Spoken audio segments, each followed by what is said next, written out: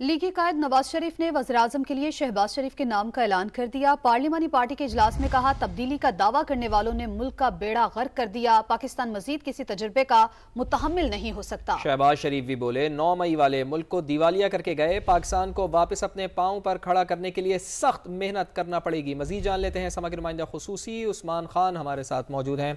जी उस्मान, बताइएगा पार्लिमानी पार्टी के इजलास के बारे में।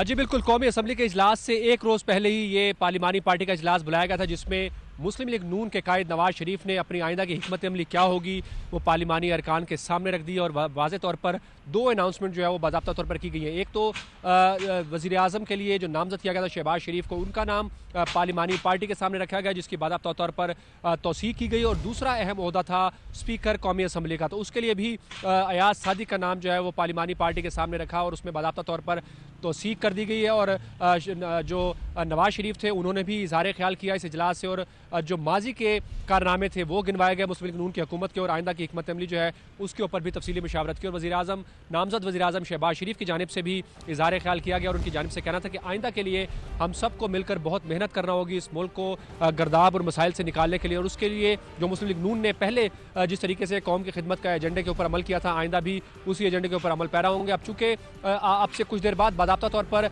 जो मुस्लिम लीग नून की इत्तेहादियों की पार्लिमानी पार्टी है उसका भी इजलास अब से कुछ देर बाद बाज़ाब्ता तौर पर पंजाब हाउस में शुरू होगा, जहाँ पर इत्तेहादियों को भी मदऊ किया गया है। और यही दो अनाउंसमेंट जो है वो इत्तेहादियों के सामने भी रखी जाएगी और उनको भी एतमाद में लिया जाएगा इन दोनों ओहदों के हवाले से। और उसकी बाज़ाब्ता तौर पर जो इत्तेहादी रहनुमा है वो भी उसमें शरीक होंगे और उसकी तौसीक जो है वो बाज़ाब्ता तौर पर कर दी जाएगी। और अब अगले मराइल जो है वो कल हल्फ लेने के बाद तय कर लिए जाएंगे। जी बहुत शुक्रिया आपका।